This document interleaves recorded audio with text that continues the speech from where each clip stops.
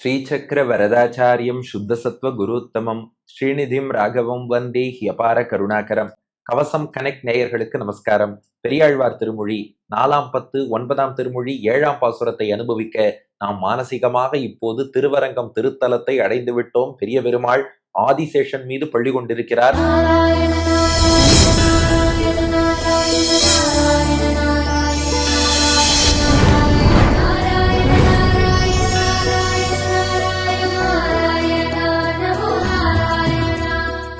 இந்த பாட்டுல கொஞ்சம் ஆதிசேஷன் மீது கவனம் வச்சுக்கோங்க.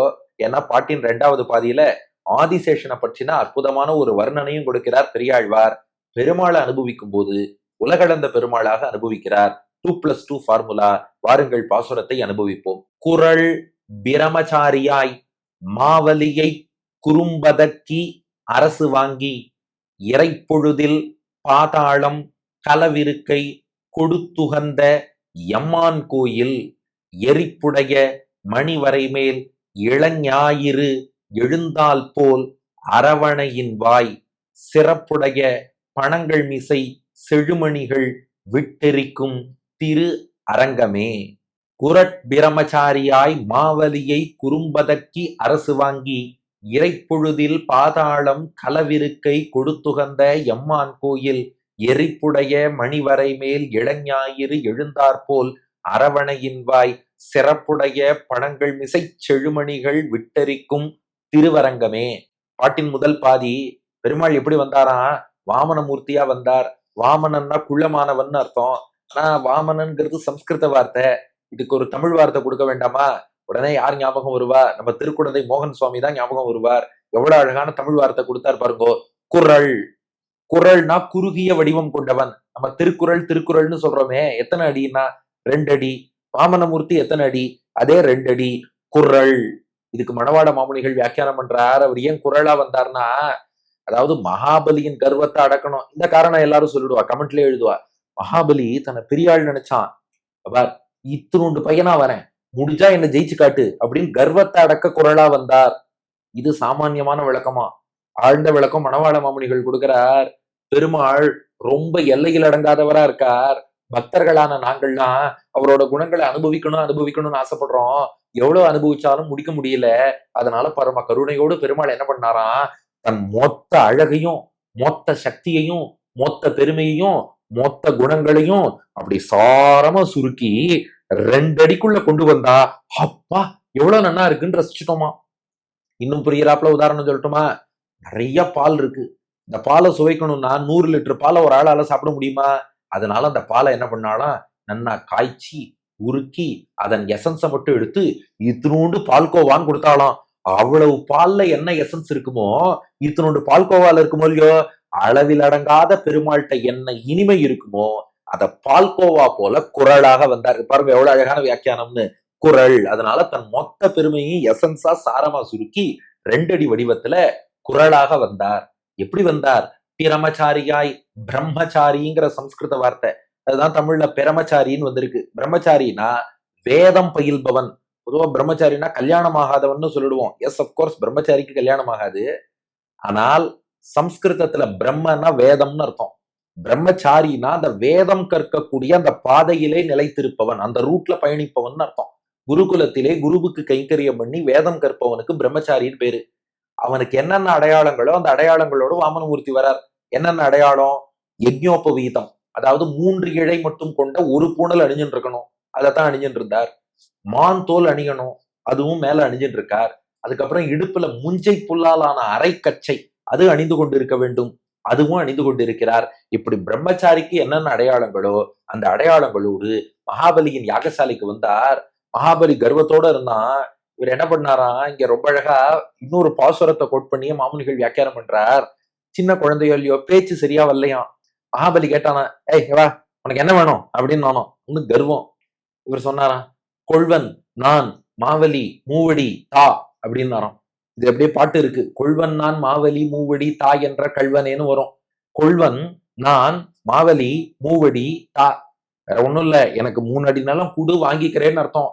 அத கூட நேரா சொல்ல தெரியாதவன் போல பெருமாள் இந்த சுக்குமி லகுதி பிலின்னு படிப்பா பாருங்க. அந்த மாதிரி கொள்வன் எடுத்துக்கொள்வேன். நான் ஒருத்தன் மூவடி, 3 அடி நிலம், மாவலி, மகாபலியே, தா, இப்படி எல்லாம் மாத்தி மாத்தி பேசினாராம். யாருப்பா அது 3 அடி நிலமா, இந்த தாரவாத்து கொடுக்குறேன்னு கொடுத்தானா.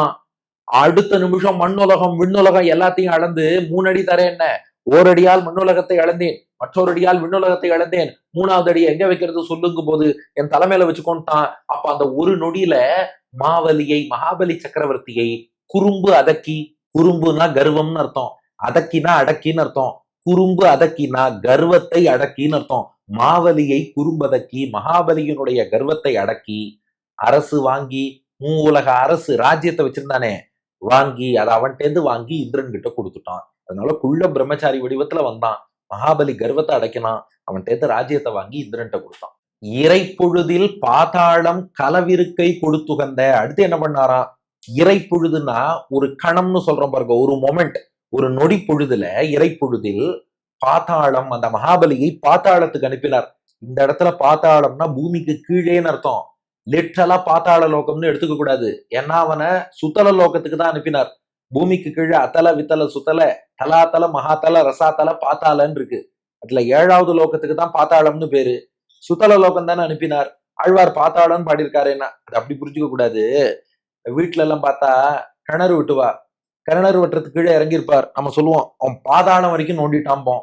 பாத்தாள லோகம் வரைக்குமா போனார், பூலோகம் தானே போனார்.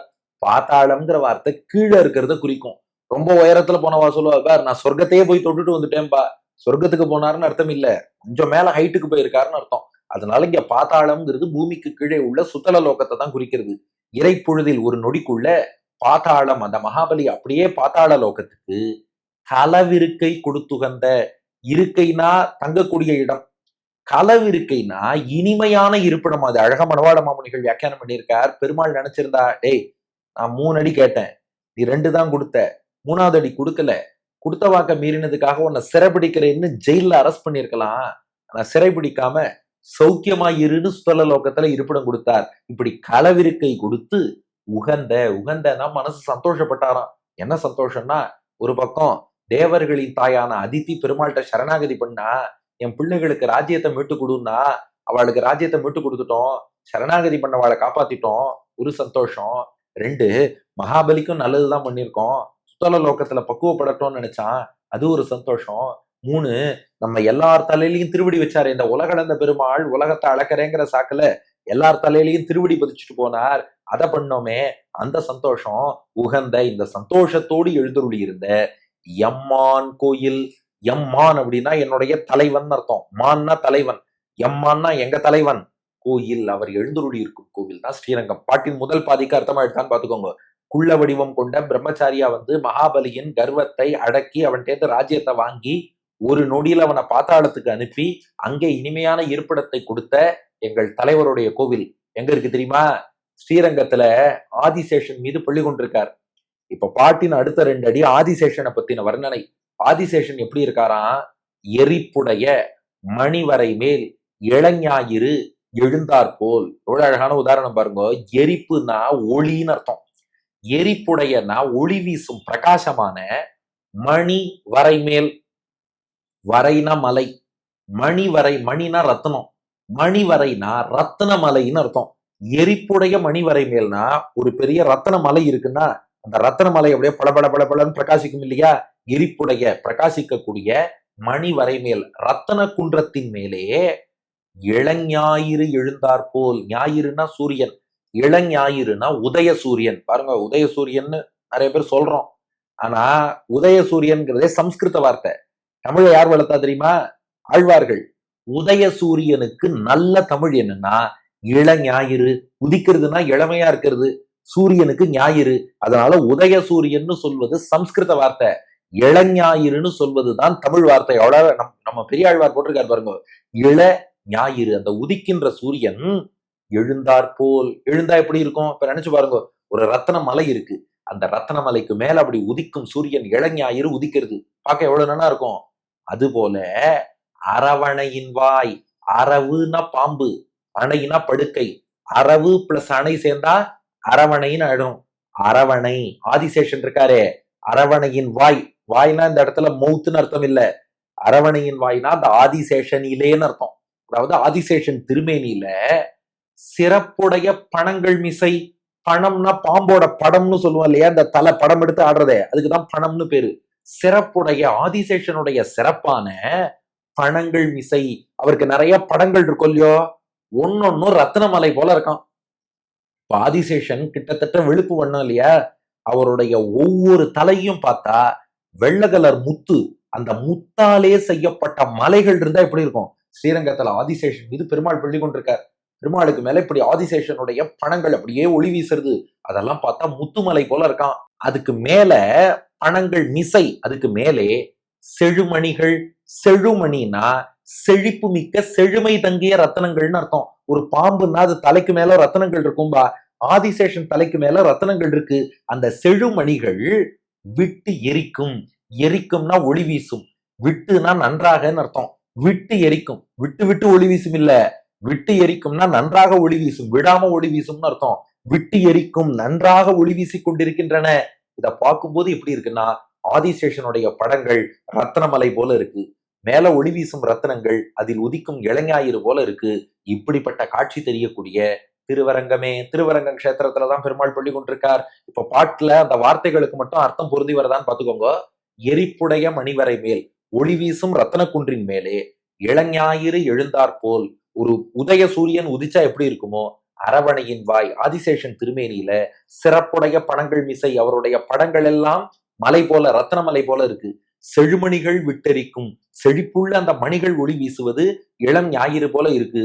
திருவரங்கமே, இதுதான் திருவரங்க கஷேத்திரம். குரல் பிரமச்சாரியாய் மாவலியை குறும்பதக்கி அரசு வாங்கி இறைப்பொழுதில் பாதாளம் கலவிருக்கை கொடுத்துகந்த எம்மான் கோயில் எரிப்புடைய மணிவரை மேல் இளஞாயிறு எழுந்தால் போல் அரவணையின் வாய் சிறப்புடைய பணங்கள் மிசை செழுமணிகள் விட்டெரிக்கும் திரு அரங்கமே. குரட் பிரமச்சாரியாய் மாவலியை குறும்பதக்கி அரசு வாங்கி இறைப்பொழுதில் பாதாளம் கலவிருக்கை கொடுத்துகந்த எம்மான் கோயில் எரிப்புடைய மணிவரை மேல் இளஞாயிறு எழுந்தாற்போல் அரவணையின் வாய் சிறப்புடைய பணங்கள் மிசை செழுமணிகள் விட்டரிக்கும் திருவரங்கமே. குள்ளமான வாமனமூர்த்தியாக பிரம்மச்சாரியாக வந்து மகாபலியின் கர்வத்தை அடக்கி அவன்கிட்ட ராஜ்யத்தை வாங்கி ஒரு நொடியில் அவனை பாதாளத்துக்கு இருப்பிடம் தந்து அனுப்பி சந்தோஷப்பட்ட என் தலைவன் எழுந்தருளி இருக்கும் கோயில் ஒளி வீசக்கூடிய ரத்னமலைக்கு மேலே இளம் சூரியன் உதித்தார் போலே ஆதிசேஷனின் ஒளி வீசும் படங்களுக்கு மேலே ரத்னங்கள் ஒளி வீசும் திருவரங்க கஷேத்திரம். அடியர் வழங்கும் ஆங்கில வடிவம். Coming in the disguise of a short brahmachari, the Lord destroyed the arrogance of Mahabali, retrieved the kingdom from him, and blessed the Devas, sent him to Pathala in a moment.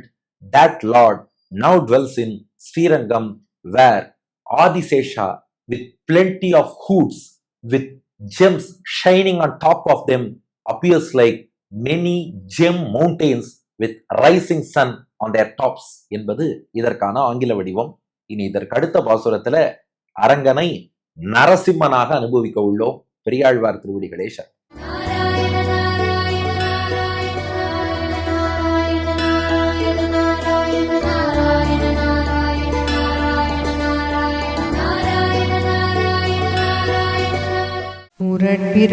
பிரமச்சாரியாய் மாவலியை குறும்பதக்கி அரசு வாங்கி பிரமச்சாரியாய் மாவலியை குறும்பதக்கி அரசு வாங்கி இறை பொழுதிற் பாதாளம் கலவிருக்கே கொடுத்து கந்த எம்மான் கோயில்